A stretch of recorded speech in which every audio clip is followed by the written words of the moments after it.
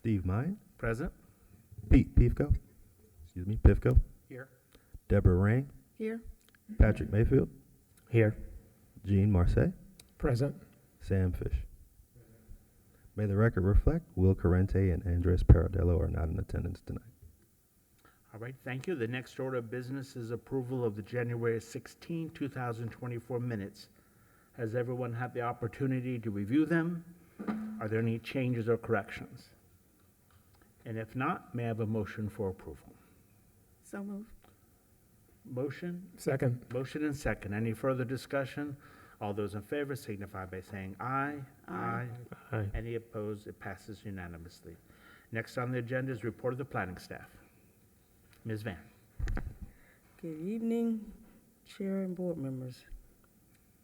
And since we missed last month's meeting, the Planning Board Updated Cases Commission have heard from January and the ones that they did here in February.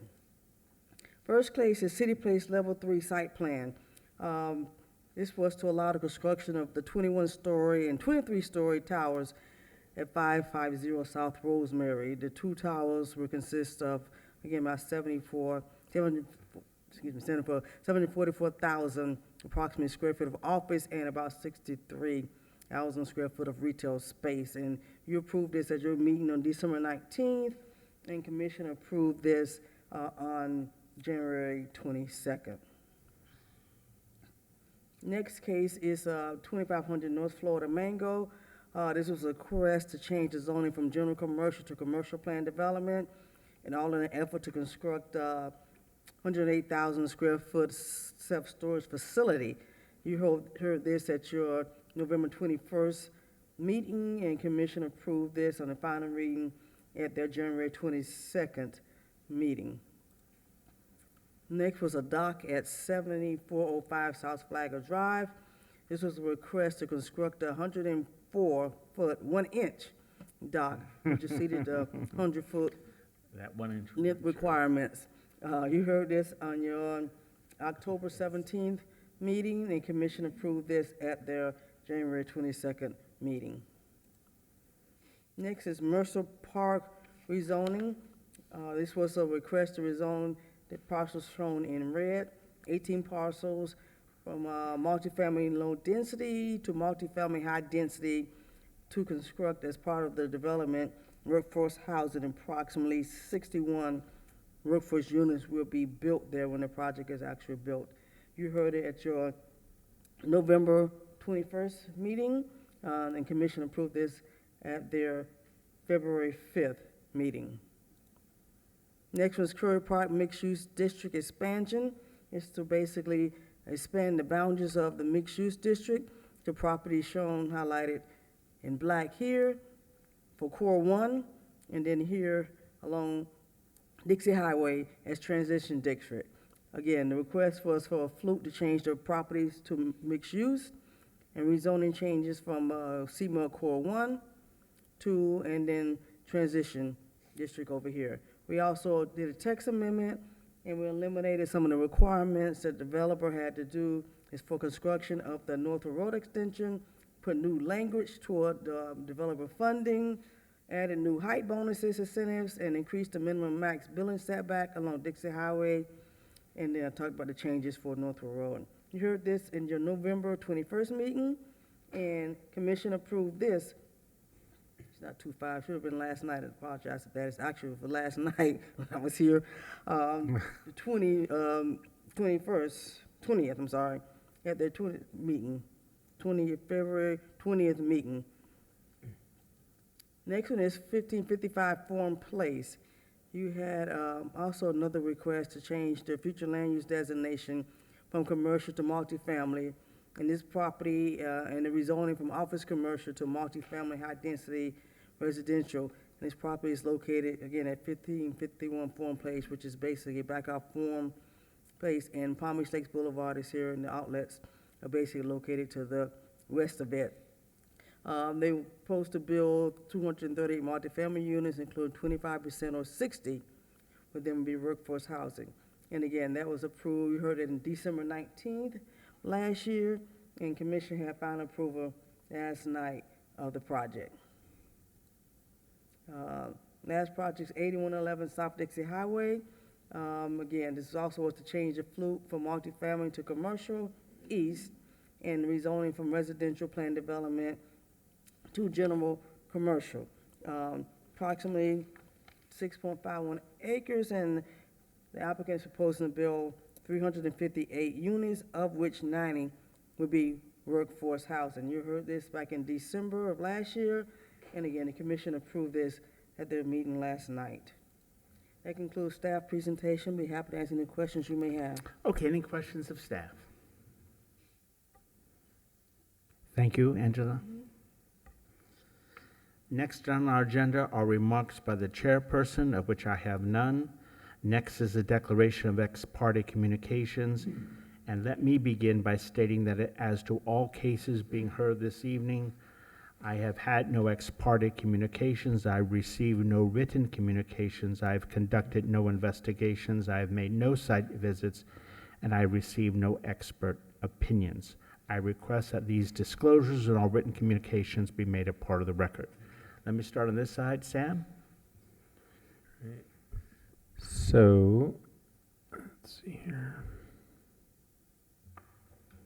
Here, pass. It's right there in front. I'm looking for the agenda number, the planning board case number.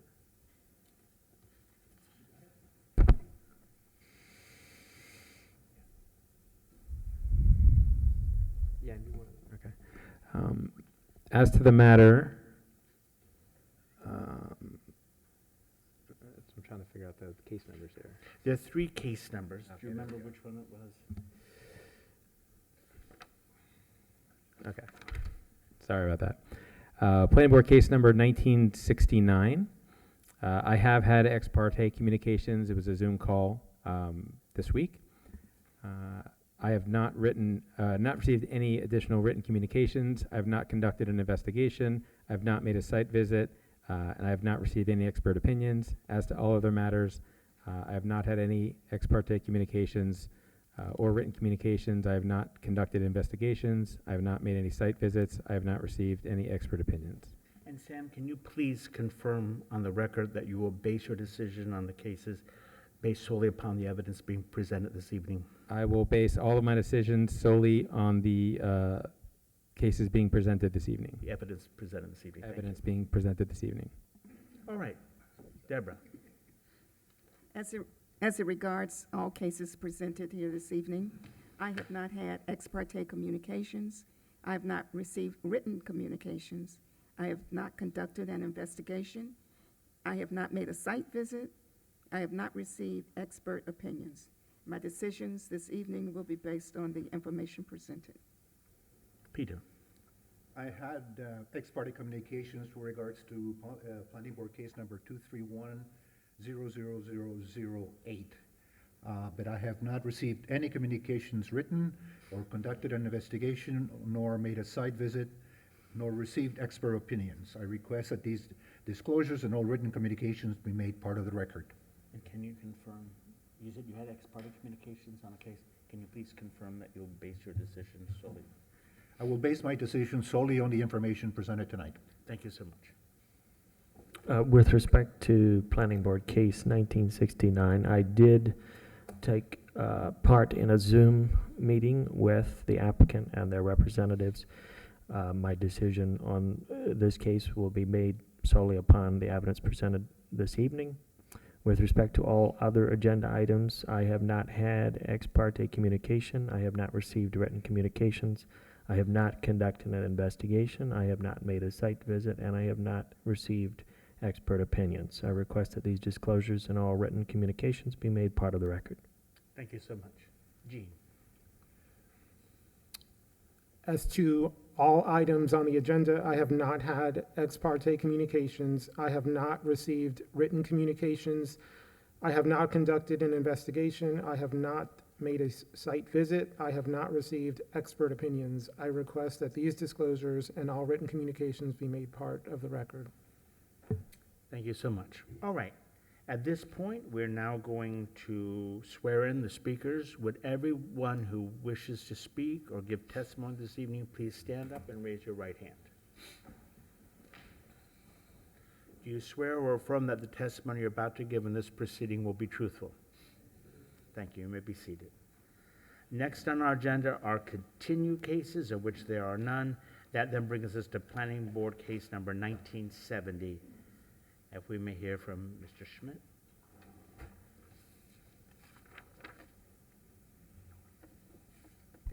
Good evening, Mr. Chair, board members. For the record, Josh Nichols with Schmidt Nichols, representing the applicant this evening.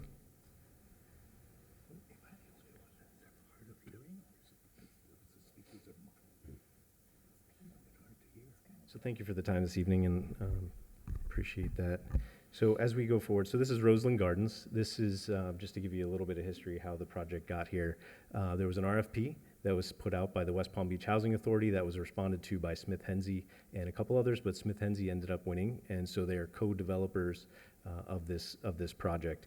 And again, I think this is a real a feel-good project for the city and a win for the elderly community in the city. So as we move through that, we have some of our representatives from the various consultant team here with us tonight. So we'll quickly go through these items in the presentation.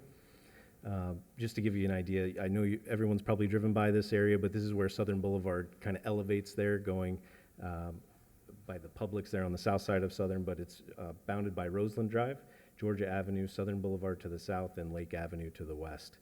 It's about approximately 11 acres in size.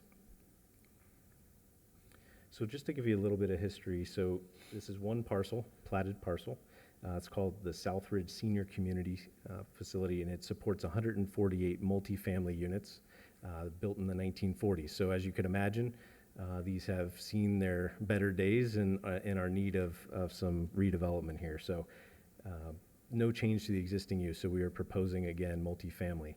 What I thought was interesting too is that the portion, and I'll show you what we're demoing to build the new facility, but that's about 70 units, and in that 70 unit area, we're adding 148 units, which is as much as the entire development is today. So I think that's a good win for the development. So again, the formal requests are rezoning from multifamily 32 to the RPD. We have our phase one is 148 units, and we do have two waiver requests, one for parking and one for the landscape for trees. So we'll walk through those. So the rezoning is the first request, and again, MF32 to RPD. This would allow for up to 355 multifamily units. So it'd be 148 elderly low-income units in phase one, and then phase two would be up to 207, and they will be a mix probably of elderly and family. Phase two has not been designed at this point. So again, it's split up into phasing because of the way that the funding works. So they were able to get funding from the Florida Housing Finance Corporation with the 9%, so they were awarded that funding, as well as funding from the city, as well as the county. So this is multifaceted funding mechanism to make this low-income tax credit project work. Here's a quick look at the site plan, which we'll get into a little bit further. So here's the site plan review. So again, phase one is 2 4-story buildings that you can see in the south there, 148 units specifically restricted to elderly. 1-story clubhouse is included as well. And then phase two, which you can see is the larger area to the north, that will consist of 207 units. And again, how it's designed is so that the north portion those folks can remain. And so we're not taking down all the structures and displacing those folks. So the goal, again, would be to, any of the openings that are currently in the northern portion, they would hold those openings so that way those folks that are getting displaced can move into those temporarily and then return once phase one is complete. So again, this is the color site plan. So you can see the situation, how the buildings are situated. There's some large trees in the south, in the middle there of phase one, so we're trying to preserve those. So we kind of shifted the buildings to the sides, got more of a streetscape design there, and I'll go through. So we have access points on Lake and also on Georgia. The Lake Road side actually lines up with the driveway across the street. We've also preserved 49 on-street parking spaces, so most of those were there currently, so we've just maintained those. Another future access point to Georgia will be at the northeast corner. And we do have a future cross connection to that phase. So as you come in the roundabout until phase 2 happens, you'll have, you go into phase 1 to the south there. So here's the 2 waivers we were talking about. One is for the parking reduction. This one's fairly straightforward. These are elderly, and many of them actually don't drive. So that was a kind of a no-brainer in our design, but that's a 60-space waiver, 40% reduction, and that's specific in the code that allows for that waiver. And then the second one, you've seen this on many other projects, is that 1 tree is required per unit. So we're asking for a 37 tree reduction on that. And what I will say is when we come in for phase 2, we will be able to make up that reduction. So as phase 2 comes forward. Not to go through all the standards because there are quite a few, but we are in compliance with the rezoning, site plan, and the waiver standards, and staff has agreed to those as well, and we're in agreement with the conditions of approval. Wanted to end with some pretty pictures. It's always, picture tells 1,000 words. So this is looking south and some of the renderings that REG put together. So you see the clubhouse in the middle, parking field, and the 2 4-story buildings. It's inside looking at one of the buildings. There's the clubhouse. So again, thank you for the time. Be happy to answer any questions. We have some of the team here to answer them as well. I appreciate Thank you it. so much. Any questions of the applicant? Let me start on this side first. Gene? Sure. You mentioned a 40% reduction in parking. Is that correct? Correct. Do you know what percentage of parking is being utilized currently? No, because it's split up by, the units are all separate right now. They're not in one building, so I don't know what % of those are being utilized. But like I said, the majority of the folks don't drive and don't have vehicles. This is under the very low tax credit income category, and they're elderly, so they typically don't have vehicles. So they rely on more of the public transit. Most of them don't even have bicycles either, because again, the elderly, but the public transit is very good there, so that's what they typically rely on. Thank you. Patrick, any questions? No. Peter? No. Deborah? Sam? Okay, thank you so much. May we hear from staff? Thank you.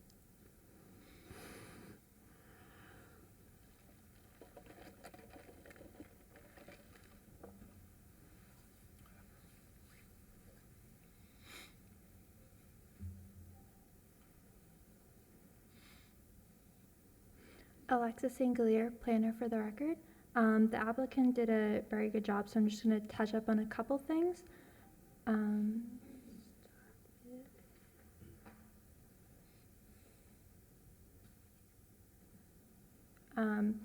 So this is the phase 1 only has 148 senior apartments, and then phase 2 is 207. The majority of it is senior housing.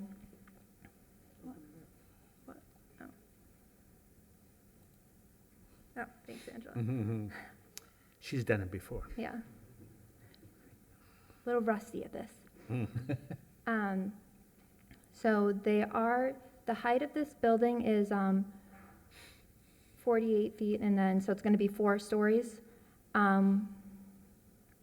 aren't maxing out on the height, so that's good, and it's going to be pushed forward. We don't know what phase 2 looks like so far, but we were talking with the applicant. It's going to also be most likely majority of elderly and mixed. There is a section in the parking, section 948041F, which does allow 50% parking reduction senior-wide for senior housing. So that is as stated in the code. As the applicant stated, they're only requesting 40%, so be 60 spaces waived. Staff does support this. And then the other one, the waiver was for the landscape waiver regarding the shade trees. The applicant did agree on the 37 trees for the landscape fund. And then these are the standards for the rezoning, the site plan qualities. And then these are staff's recommending approval with conditions. So they are ranked differently. I don't know if you guys can see them on your screens. For prior to city commission, prior to building permits, and prior for CO. So if you guys have any questions Okay. regarding any of the Any questions of conditions. staff? Let me start on the side. Sam?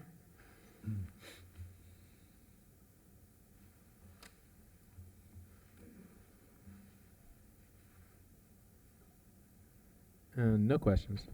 Deborah? Peter? Peter, any questions, my friend? No. Anyone here? Go ahead. One question on the tree waiver.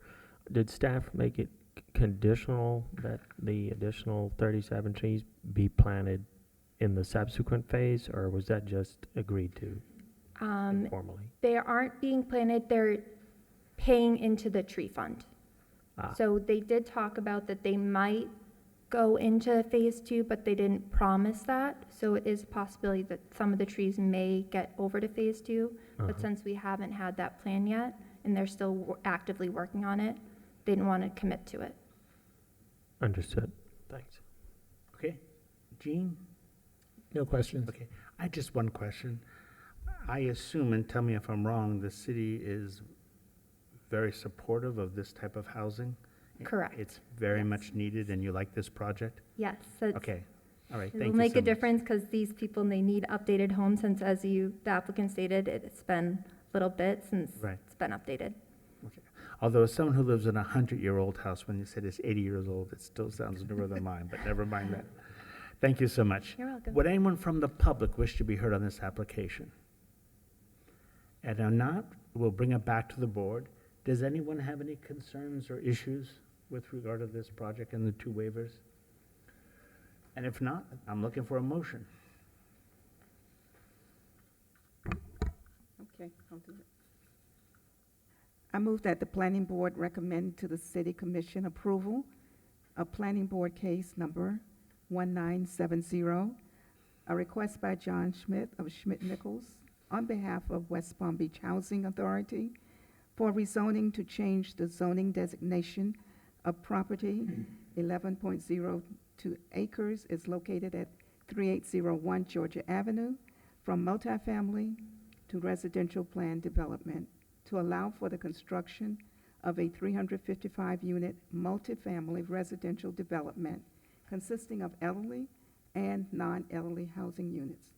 The motion is based upon the testimony presented at the hearing, along with the application submitted and the staff report, which constitute competent, substantial evidence. The planning board hereby makes findings of fact that the application complies with the required standards of sections 94-32A, 94-35C, and 94-207D of the City of West Palm Beach zoning and land development regulations. And we have a waiver. Second. Okay, that's already included. You finished with your motion? In addition, yeah. In addition, this recommendation is made subject to the conditions of approval contained in the staff report dated February 12, 2024.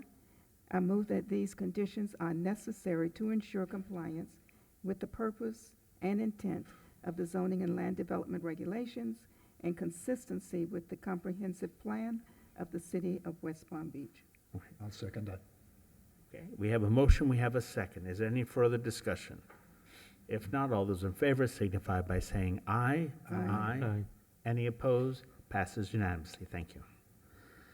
Okay, that then brings us to Planning Board Case Number 1445LL.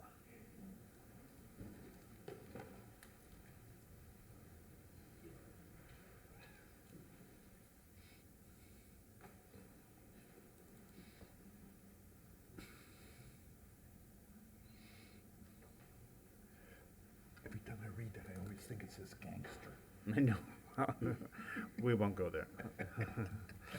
Good evening, Chairman and members of the board. My name is Jack Rice. I'm an attorney with the Gunster Law Firm. I'm here with my colleague, John Lindgren, who'll be speaking a little bit later. We are here on behalf of RDIMB, the owner LLC, which is the owner of Icon Marina Village. We're here tonight on Icon's application to amend the Marina CMPD design guidelines to provide for enhanced landscaping and signage. So to provide a little bit of background, the Marina Commercial Plan Development is the area, the entire area you see up in the top right-hand corner of your screens. It's about 19 acres. It's on the east side of North Flagler Drive between 38th and 44th Streets. The the overall project has a pretty long history, as I'm sure many of you have heard in the past, so I won't go over it in detail, but most importantly, what we're talking about this evening is the most recent approved project within the CMPD, which is the 6 acres at the northern portion of the site up here. The entire area is governed by the marina's design guidelines, and what we're seeking to amend are those design guidelines, which you see down here in the bottom right, specifically for this portion of the property. So where is Icon's property? I'm showing you a page of the design guidelines that shows the potential building areas for the CMPD overall. Icon is over here on the left. It's shown as PBAs 1, 2, and 3. These are already basically developed and built out. PBA 1 has a small private club that's hidden from the street. PBA 2 and PBA 3 are residential apartment towers, and PBA 2 is a 5-floor parking garage. Importantly is that 5-floor parking garage is wrapped with an active use liner that's pretty consistent with what you see in other areas of the city. So what's going on here? Well, as you can see from the illustrations on the screen in front of you, the Marina CMPD includes substantial landscaping along North Flagler. The intent was to create a linear park with enhanced trees and pedestrian improvements. So Related and Icon really committed to installing this park for the community and Icon. Above is a rendered plan of the building as well as the landscaping that's there. There's actually about 38 trees that have been planted along North Flagler Drive on just this side alone. It looks like a little bit less, but when you really look at it, it's because we've got different trees at different heights being shown. That number almost doubles when you look at the opposite side of the linear park. Icon actually installed 6 mature oak trees beyond what was required along North Flagler. It's been great as far as providing ground coverage and enhancing the pedestrian environment, but what we really found was when we installed the signage for the project, the signage was largely hidden from the public view due to the landscaping, and also we realized that the garage liner building right here, which does have active uses in it, the way the current design guidelines are written, signage is not basically provided for this building. So we're seeking an amendment to provide for signage at that building, specifically an external sign band on the active use liners that conveys what the uses within are, building identity signs, which will allow for a larger signage at the entrance to Icon. It will be just one individual sign that'll be viewable from the street and for people that are entering the site, as well as pedestrian blade signs that you can see in the top right-hand corner for people that are actually traversing the site. Additionally, it clarifies that vehicular use and parking directional signage may include businesses' names and logos. Essentially, when you pull in and you see an arrow, it'll tell you sometimes, this is the building number that you're turning to, but it allows us to provide directions to tell you that the Cove Club's to your left or Icon specifically is to your right.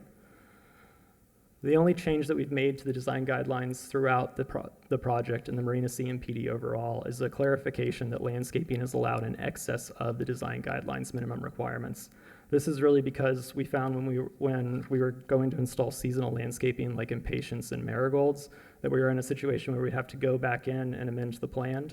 So we really just want to stipulate and make it clear that you're allowed to install additional landscaping in excess of the requirements, but you do have to maintain the design guidelines minimum requirements. With that, I'll turn it over to John to go through the standards for compliance. Thank you, Jack. John Lindgren, I'm a planner with the law firm Gunster. The standards for compliance are basically 8 criteria within the code that you have to meet in order to approve a major plan development amendment. Now, the scope of this project is much smaller than the typical major plan development amendment. But I'll go through these. First of all, the proposed amendment fully complies with the city's comprehensive plan. There's nothing that we're proposing here that would be contrary to that. 2, the conditions have changed, creating a need for signage in some of the permissible building areas that were not included in the design guidelines previously. As-built conditions require some shifting and the allowance for seasonal landscaping, shifting of landscaping, I should say. Thirdly, the proposed amendment is consistent with the design guidelines for the Marina CMPD. which allows for signage and landscape upgrades. The amendment is fully consistent with all existing and proposed land uses, and there will be no impact to the public facilities from what we're proposing here. Nor will there be any impact to the natural environment from the proposed signage and landscape modifications. Proposed changes should actually add a value to the property and surrounding neighborhood, which is the criterion 7. And the final criterion, the proposed amendment will not alter the previously approved development pattern in any way.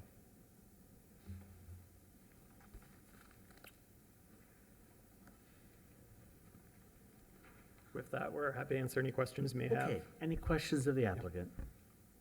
Go ahead, Pete. Can either one of you talk about the, I don't know if you have any images of the treatment to the parking garage in terms of landscaping, and how much is that structure going to be buffered with landscaping? It currently complies with all the code requirements. I don't have an image of it, but I can show you the image that basically from above. And I can tell you that there are 6 trees beyond what's required within this area. Long story short, the project manager felt that we needed to kind of maintain the commitment and wanted to install even more mature trees than were originally intended. There were some slight adjustments made for a piece of public art that's right here. It's an image of basically a wave that turns into a mangrove type structure. And right now there's a extremely small monument sign right here that tells you what icon is and identifies the building itself. But driving by, you really can't see the sign due to the landscaping and due to the fact that this is a pretty low standing sign. So the amendment will allow for the actual the signage that we're showing here. And it will be just the illuminated letters itself, and they'll be placed on a trellis with vegetation in the background. Okay, thanks. Deborah, do you have a question? Okay. So all the signs will be fixed to the building? There's nothing in that landscaped area? That's correct. Okay. Yeah. We're not putting any signage right here. This is a piece of art, and this, what's currently a wall sign, will essentially go up onto the building, and it will look like this right here. Got it, thanks. Thank you. Gene, any questions? No questions. Okay. Thank you so much. I have a question. Oh, sorry, sir. Is there any specific language about the signage that it's specific to only the building itself, so only the Icon Marina Village is allowed to have a sign there? Yes, so this is the building's identity sign, which will be right here. Mm-hmm. And it limits it to just this portion of the building. And then with regard to the external sign band, that is specific to, it has to communicate the actual, the uses that are within the active use liners. So you can't put like a yogurt shop on the side of the building or something like that. And that's limited to 60% of the width of the actual store frontage. And they're limited in size to 36 inches. Is there any commercial uses on the first floor in that area, or is it just the Yes. building and then the Cove Club? So it will be right here. There's an actual active use liner that runs the entire length. Yeah, but I mean, is there any other businesses or commercial, retail? Not at this or time, anything? but there will eventually be. Yes. There will eventually be? Yes, sir. Okay. Does the signage requirements have anything to do with their signage opportunities at all as well, or? It provides that they can have a signage ban, but it's going to be limited to their width, 60% of their width within the actual building itself. And also limits the sign of those pedestrian signs for people that are walking by.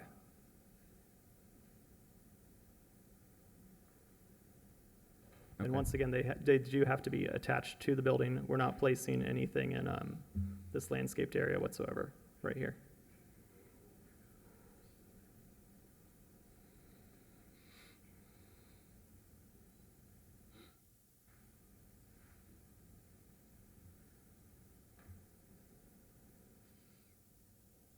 Are you finished? No further questions? I'm sorry, I didn't hear what you said, Sam. No more questions. Okay, thank you so much. All right. If there are no further questions, let me ask, would anyone from the public wish to be heard on this application? Staff might want to chat. Oh, I'm so sorry. I forgot about staff. Oh, Stafford. So not Eric Schneider, but, I know, I didn't see Eric, so I thought he was on board. that's fine. And this.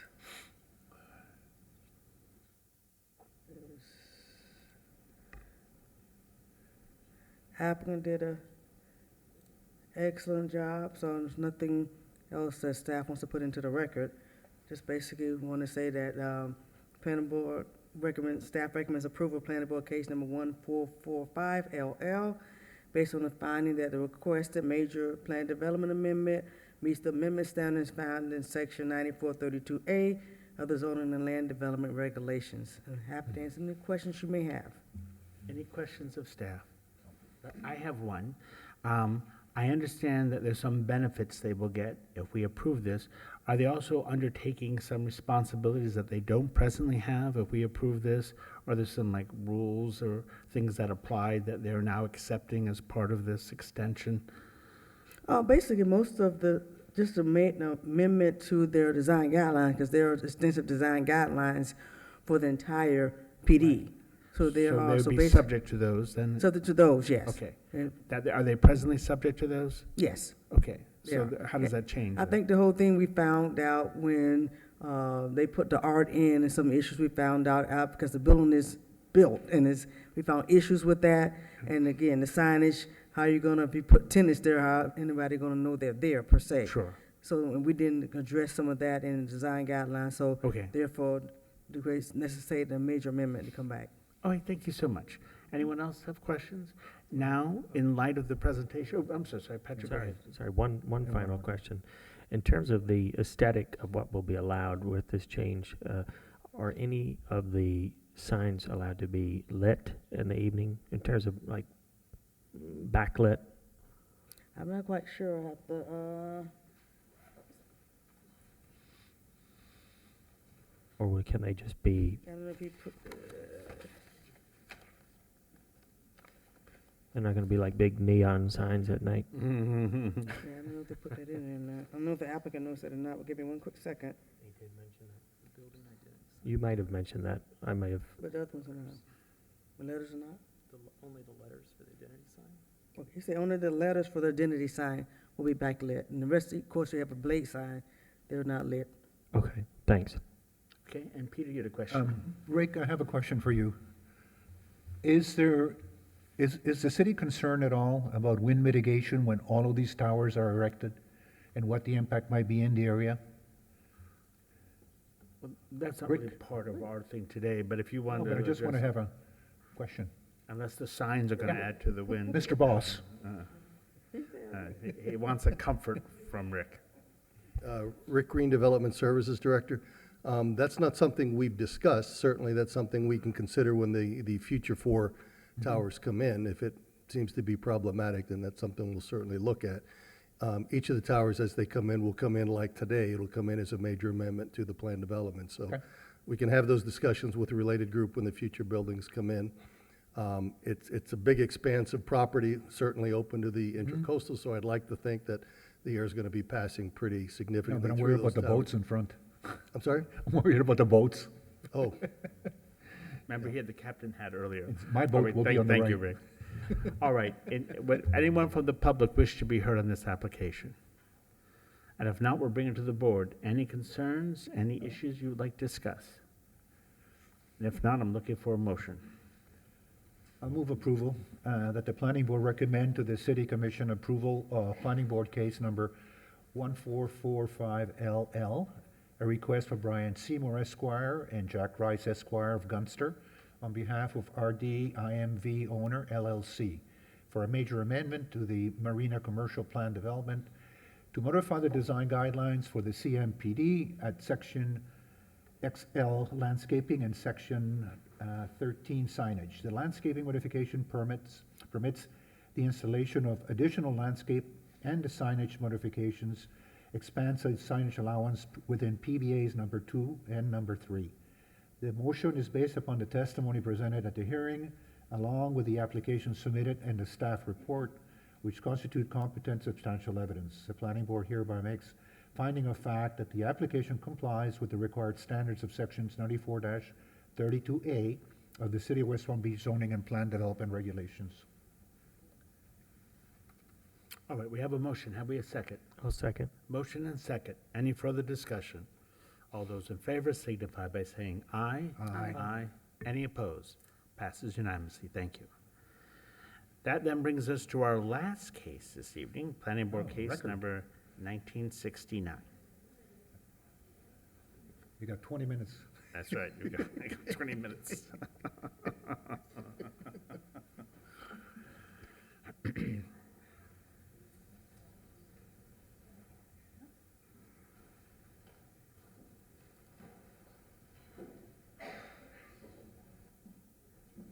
All right, good evening, everyone. Angela Biaggi with WGI, here tonight representing the Boys and Girls Club.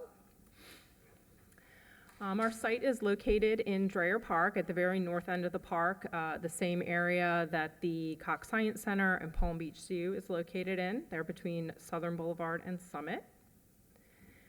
This is an enlargement of the two parcels where our site is located. A couple things I want to point out here to keep in mind as we go and look at the proposed plan.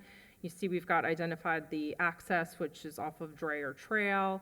You'll see the roundabouts and the existing asphalt pavement parking are all going to remain. And then this is a existing lake that's out there too. So I'll go into a little more detail on the subsequent slides on the changes that we're proposing to those. So Boys and Girls Club is located in this area, in this site, because there is a demonstrated need. Within 1 mile radius of the site, there is over 2,000 children between ages of 5 and 19. 34% of them have an average household income of less than $35,000, with 1 in 10 having an average income of less than $15,000. 68% of the children in this area are of Hispanic origin, with many of them having English not as their native language at home. All of the schools that will be servicing in this area are all Title I schools. And you can see here from the proficiency level, we're in the 30 to 40% range of children at those schools who are performing at grade level for math and English. This plan was presented to the Parks and Rec Advisory Board back in April of last year. We had the land that we're looking to lease from the city was approved for surplus in May. Officially, our application for this request was submitted back in October, and then in November, our lease term sheet has been moving forward with the City Commission and was approved. We're hoping then, following a positive outcome this evening, that we'll be moving to the April City Commission for both the site plan and for the lease, first reading on the lease agreement. So while we started the process with the site plan back in April of last year, we've been doing outreach in the community well before that, and really when this area was first identified as a potential site. So this is a list of the outreach and the neighborhood groups and the people and the contacts that we've made going back to 2021. So this is a rendering of the proposed site plan. Again, you see Southern Boulevard to the north, I-95 ramp bordering us to the west. Our access is off of the existing Dreyer Trail entrance at this end of the park, so no changes proposed to that. We're utilizing those existing entranceways. We have a shared parking lot here at the front of the site, access off Dreyer Trail. The club building will be in the middle of the site with a gymnasium towards the rear, outdoor classroom in the back, and a outdoor play area to the north. And this is an expanded lake area that expansion is necessary to accommodate the drainage and the additional impervious area of the site. So we have going to be under a lease agreement with the city. So all of this land here that you see will stay under the complete ownership of the city of West Palm Beach. We are proposing to lease 1.65 acres, which is outlined in blue, and we've worked really hard to minimize that amount of lease area. This was something we heard throughout our community engagement, that the community really wanted us to keep that area as small as possible to maintain as much open space, free and open to the public as possible. So we've worked very diligently to keep that lease area small, and you'll see that that's generating a few waiver requests that I'm going to discuss later on. The area in red is a shared parking area, so this Boys and Girls Club will be constructing and maintaining this parking area, but it will be open to the public after hours and on weekends. The area in yellow is what we're calling an improvement area. This is necessary for us to do the utility improvements as well as the expansion of the lake for drainage purposes. Once we do this work, all that area will go back and really be turned over back to the city for their use and maintenance. All right, so through the community outreach process, we really kind of tried to tailor the site plan to the feedback that we received at that time.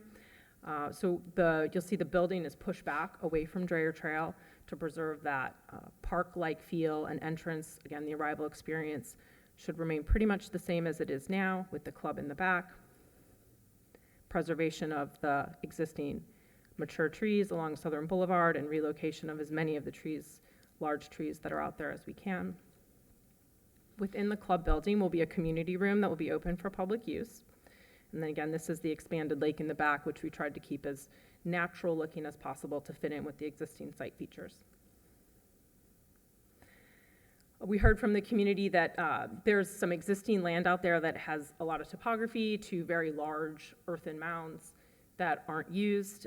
So we will be stripping those down, grading them flat, sodding them, putting in irrigation, turning that back over to the city to really try to reestablish and replace what currently is perceived as unusable open space to flat open space for the public to use. And there is, around the lake right now, there's an existing pavilion and deteriorated fishing dock, which will be replaced with a new sidewalk around the lake. This is just an enlargement of that shared parking area. Again, this is going to be fully constructed, landscape, irrigated, maintained by the Boys and Girls Club, but after club hours and on the weekends will be open to the public. We heard that they felt like there was a lack of public parking in this portion of the park, so this should serve that purpose. We'll be maintaining ADA access from Southern Boulevard to our club entrance, again, utilizing a lot of the existing pedestrian sidewalk infrastructure, trail infrastructure that's out there. Some renderings of the front of the building. We really wanted this to fit in with the site, feel like it belongs in a park, maintain that natural feel. So we're looking at a lot of earth colors, natural looking materials with stone-like finishes. This is a rendering of the covered entrance to the club. So we've got these really cool structure supports under the trellis that are intended to mimic the ficus and the banyan trees that are out there on the site. Just another rendering of the entrance. The gym and the main club building are separate buildings, so they'll be connected by a covered walkway to protect the children from the elements. And in the back, we have our outdoor classroom, which has a terrace seating area and covered shade structure. And I mentioned the public lake access, so right now there does exist access around a portion of the lake. We'll be replacing that access with a new paved sidewalk and maintaining that same access around the lake as it does today for the public. Subject to the granting of our waivers and conditions of approval, we do meet all the standards for code compliance. We are requesting a rezoning to a planned development. This is really, kind of a little bit of an unconventional project given the location in a city park. And this is needed for us to give the flexibility that we need to provide this really much needed resource, a community resource in the area. And we have 3 waiver requests that are associated with that. The first is a Class A special use permit. This is a permit that's typically required for when a private entity is operating in a city park, requesting a waiver from that. And then we are requesting 2 waivers from setbacks around the building, which I'll go into additional detail here. The first is for the setback from the main building. The code requires 30 feet. We are requesting 25 on the north-west-south faces and 14 feet on the east. And again, we're really, this is in large part due to our desire and direction from the community to minimize the size of the lease area. These setbacks are taken from the lease boundary. And the third waiver request has to do with the outdoor activity area. This has a 50-foot setback per code. We're requesting 30 feet to the property line. You can see This is a rendering of what that outdoor activity area looks like, and the property line there is abutting Southern Boulevard right away, so FDOT has some expanded right-of-way in that area, and that's why that blue line steps back. We do accept all of our conditions of approval. We'll continue to work with staff to address those. This is just a list of some of the supporters that we've received throughout the course of our project, as well as just some examples of those letters of support that we've received. So we would request your support tonight of our rezoning and waiver requests, and here to answer any questions you might have. All right, any questions? Let me start with you first, Jean. What's the term of the lease? 30 years. 30, okay. Patrick, any questions? No questions. Peter? Just sort of out of interest, is there any state funding available for this project? For the construction of the project? Do you want to come, Mary? I'm going to bring Mary O'Connor with Boys and Girls Club up to respond to that. If you could please state your name for the record, please, thank you. Mary O'Connor with Boys and Girls Clubs of Palm Beach County. There may be state funding available, but we are not using any state funding, and we have fully funded the construction of the building. Okay. Deborah? Sam, any questions? No questions. I have one question, and let's stipulate here that the work of the applicant's very important, the needs are very great. My only concern, I just hope you make me feel better about it, is we have limited park space. The city is always trying to find new park space. Does this very worthwhile project, is there no other place it could be built other than park space? We have been working with the city for, I think, over 2 years, trying to kind of fine tune this. There were other alternatives within the park that we did explore, and this location was identified to be the least impactful and also the least utilized portion of the park. And we are sensitive to that. We heard a lot of that through our community outreach, and that was what has kind of taken us some time to refine this site plan and to get it to where it was. The building has been shifted and the location changed, the architecture's But the changed. presumption is it was going to be in the park. My question was there any thought, any exploration of a space not in the park? Mary, Excuse me. Yeah, ma'am, as far as- let me try to answer, then you can come forward. as Please come far as forward, I'm but let aware, me that this have is her the, answer. that this is the location that in this park was where it was always planned to be. And it also was driven by the needs of the community. So again, we're coming into based on the needs of the community, and that was how this location was selected. Thank you. I invite you to come up now and go to the podium if you wish to add to what her answer was.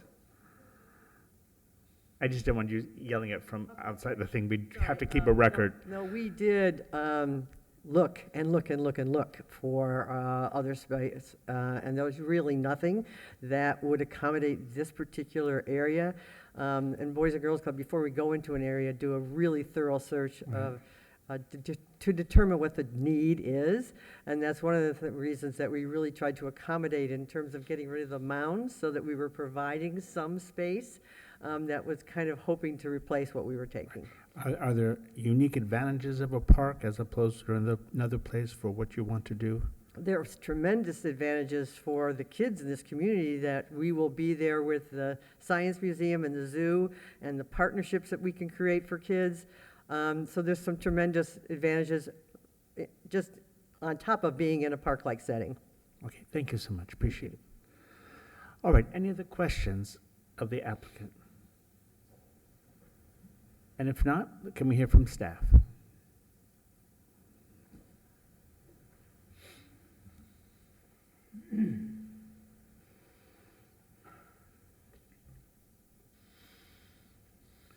All right, good evening, everyone. Jermaine Swaby, Planning and Zoning Senior Planner for the record. And the applicant was pretty much thorough with their presentation, so I'll therefore proceed to the findings. So subject to the conditions and granting the waivers, the request will comply with rezoning standards 94-32A and the site design qualitative development standards 94-35C. Staff is recommending approval with the conditions outlined on page 2 of the staff report, as it complies with 94-32A and 94-35C of the zoning and land development regulations. And that pretty much concludes. Any questions? Any questions of staff? If not, you may be seated, thank you. Would anyone from the public wish to be heard? Please come forward. Have you completed a card for us? Okay, if after you're done, if you don't mind preparing it, but please come forward and give your testimony.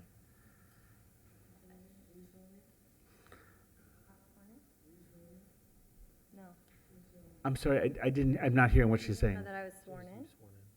Oh, I'll do it right now then. Will you please raise your hand? Do you Yes. swear or affirm that the testimony you're about to be given in this proceeding will be truthful? Yes, All I right, do. please proceed, state your name for the record, and then, My name's Kristen Barden. I'm the president of the Neighborhood Association of Vedado. So we are the neighborhood directly north of Southern to the park. We did have a concern raised at one of our neighborhood meetings, as we have had history in the past with Coniston being right next door, that a lot of students come into the parks unsupervised, and that we had been told initially that the participants at the club would have to be signed in and out by an adult, and then we've since recently heard that they could have a blanket come and go as you wish. So we are concerned about the extra traffic of what that might bring throughout the neighborhood. okay. Thank you so much. Please fill out the card for us. Would anyone else from the public wish to be heard on this application? If not, I have one thing I need to read in the record. There was an email sent from Meloda Janice, and she says, "Thank you for taking my call earlier and listening to my objections to this. I strongly object to the taking of 15 acres from Dreher Park for the Boys and Girls Club. As a homeowner in Vedado for 35 years, it will be a great loss to change the park. It is a wrong thing to do. To make a playground and an amphitheater is excessive, and the traffic cannot stand more congestion." I'll leave out the number of exclamation marks. "It is already heavy traffic on Southern Boulevard. It is difficult getting off I-95 to get across the north side to turn into Vedado. It takes many lights to be able to get into traffic, as it's heavy traffic headed to I-95 north. Please don't allow this transformation of Dreher Park, one of the few parks with trees in the vicinity." Okay. I think that concludes. Do you want to come forward?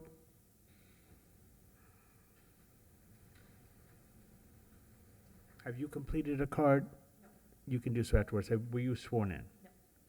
Do you swear or affirm the testimony you're about to be given in this proceeding will be truthful? Yes. Okay. Please state your name for the record, and then. Cheyenne De Silva. I am a homeowner next to Dreher Park. I've been owned this house for over 10 years. The park is severely underused, as there's only a frisbee golf in there, and so we get some use from that. Like, I see a few people, and I'm there every day with my child, and so the foot traffic is practically zero.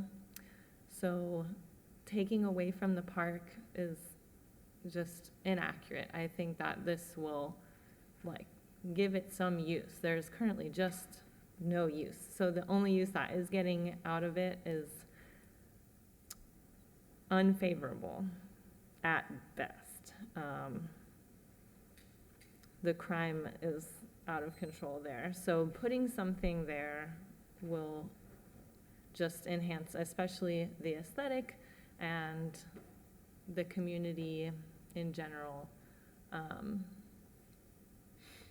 to try and minimize the accessibility for everyone that's there for crime, essentially, and essentially drug dealing and everything else that is just out of control, to be honest. And so I'm here today just to be on the opposite side of the naysayers. So that's it. Well, thank you so much. Appreciate your testimony. All right, does anyone else wish to be heard? And if not, we'll bring it back to the board. So a little discussion. your thoughts, just as we hear from you? Anyone have any thoughts on this Steve, I application? thought you asked a pretty thoughtful question in terms of whether the Boys and Girls Club had pursued, all available options, looked for land, or that was thoughtful, kind of, but also the testimony is also compelling. I think it does serve a need in the community, and my question was whether or not, the park is heavily utilized or not, so, yeah, I'm 50/50. Patrick, your thoughts? Yeah, I can say I run through that park very often, and I do feel it's Are there drug deals, by the way? and I could say it certainly is underutilized, and I think if you think about the planning, the siting of the park, especially where they've located the building, makes sense because it might actually help to serve as a noise buffer from the road to kind of make the actual usable area of the park more serene.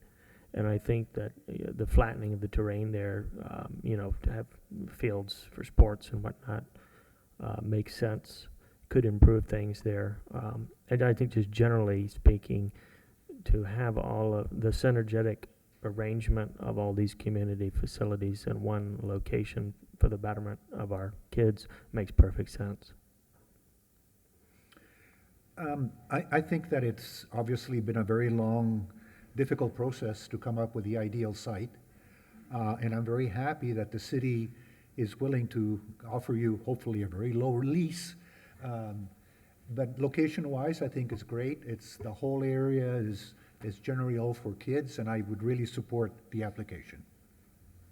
Deborah? I do support the application, and I have had the opportunity to take my nephews and other children to that area. The Boys and Girls Club, of course, there are several throughout the county, but this one, I think it has that extra space, that openness, and they're just free to roam, while also it's available to the community. I'm not familiar with, any other negative behavior that goes on. I'm not saying it doesn't, but I do commend the Boys and Girls Club for, I'm sure, this long stretch of research and planning and working with the staff to come up with this. It's commendable, it's much needed, and I look forward to seeing it when it's completed. Sam, what are your thoughts? I think it's a great use of space that seems to be underutilized. I think it'll be a good complement to having it next door to the Science Center and the zoo. It's kind of in the same area, so I think that's a good, way that they could work together. I would imagine, I didn't, dig into the site plan because it's a little small here, but I would imagine there's site lighting kind of over the parking areas. So, for what it's worth, if there's things going on in the park now that are less than desirable, I would imagine new site lighting with the new development would probably cut down on that. Probably help the rest of the park have a better aesthetic and feel to it.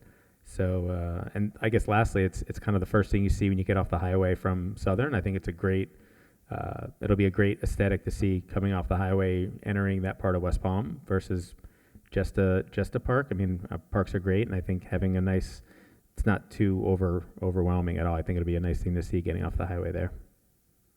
I just want to add, I think with respect to the waivers you're asking, the reasons you want the waivers are the right reasons. You're trying to minimize the impact on the park.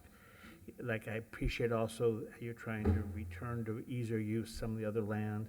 These are showing sensitivity issues that some of us may have. Obviously, a highly worthwhile project, a great need in the community. I'm impressed you have your funding in place, so congratulations on that. Okay, I'm looking for a motion. Anybody? I'll make a motion. I move that the planning board recommend to the city commission approval of planning board case number 1969, a request by Roxanne Reed of WGI on behalf of Boys and Girls Club of Palm Beach County for rezoning to change the zoning designation of the subject property from Recreation and Open Space, ROS, to Recreation Open Space Plan Development, ROSPD, with waivers from the city's zoning and land development regulations to allow for the construction of 2 buildings, an outdoor playground and amphitheater.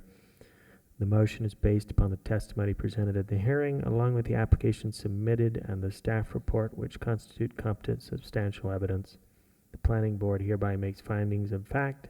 The application complies with the required standards in section 94-32A, 94-35C of the City of West Palm Beach zoning and land development regulations. In addition, this recommendation is made subject to the conditions of approval contained in the staff report dated February 21st, 2024. I move that these conditions are necessary to ensure compliance with the purpose and intent of the zoning and land development regulations and consistency with the comprehensive plan of the City of West Palm Beach. We have a motion. Have we a second? Second. Motion and second. Any further discussion? I'm so sorry, I didn't. Ma'am, we're voting. We can discuss it afterwards, but, so we have a motion, we have a second, and I'm here calling the question. All those in favor signify by saying aye. Aye. Aye. Any opposed? Passes unanimously. I think we have 2 more motions. Patrick, is that right? No, that's it. That's it? Covers everything, Sam? We're good? Yep. Okay, thank you. And ma'am, talk to these people on the way out and you get your questions answered, okay? No, ma'am, we voted on the issues before us, which were waivers involving parking and landscaping, not on the existence of an amphitheater. Okay, that then brings us to code. If you could all please keep your voices down while we conclude the meeting, I promise we'll be done. I will speak over you then. That brings us to code revision cases, of which there are none. Then other business, unfinished business, new business. We stand adjourned. Thank you all. Thank you. Tough room.